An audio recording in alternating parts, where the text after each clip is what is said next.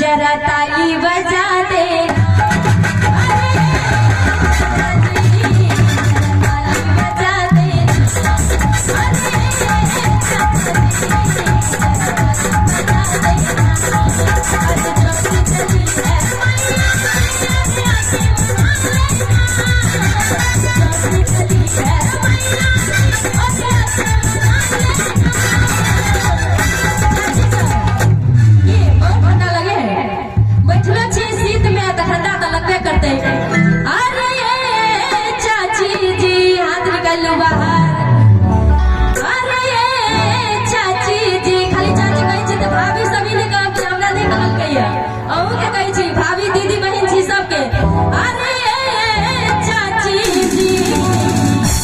जरा ताली बजा देना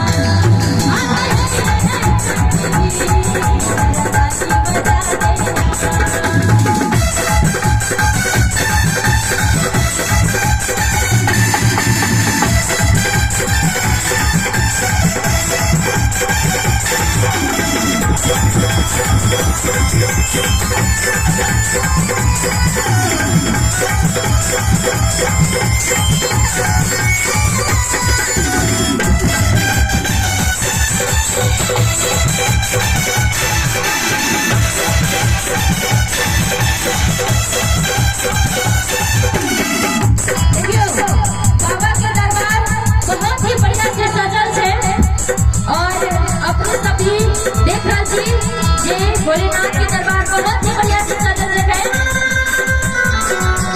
सुंदर सजाया बाबा तेरा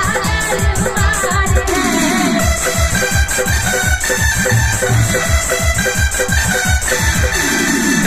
सुंदर सजाया बाबा तेरा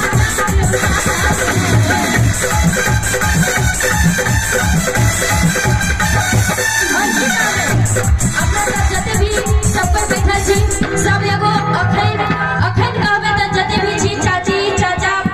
भाई बहिन भैया दाजू साथी सब जते भी छी सब कोई अखन एकटा परिवार छी कहै छै आ मंदिर में बैठा है जो तेरा परिवार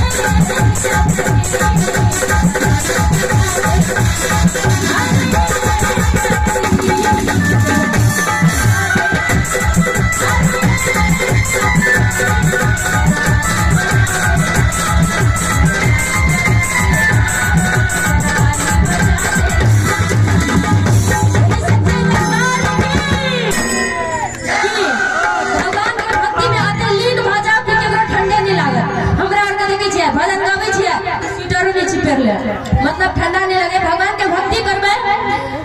बिल्कुल हमरा पूरा अगर बढ़िया से लीन भ जेबे त केकरो जार नहीं लागत। एकटा चीज हम अहाँ सबके बताएब अब सब कृष्ण भगवान जी के तो और नहीं जार लगे छे और हम बहुत ही हमरा साथ घटल घटना अहाँ सबके बताएब जे छोट सी घटना छे जे हम कहीं जाइत रही कार्यक्रम में जाइत रही और वो तो जे झुलू के पुल नहीं होया झुलू के पुल पर होके जाइत रही तो वो तो एना एना में झूले पुल सीधे झूले अते डर लगे होते तो हम की के लिए मने मने में कहीं डर लगे कहीं भगवान के गोहरा देली अब ओते फूल हमरा जरा अपना बुझाई कि पुले नहीं हिले छे ओते फूल पूरा बुझाई कि पुल नहीं हिले हम कहि पुल नहीं हिले है के लाने हिले त देखो त बड़ हिले छले अखन नहीं हिला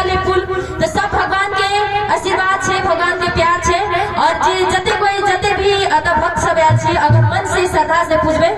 तो भगवान जरूर हर चीज पूरा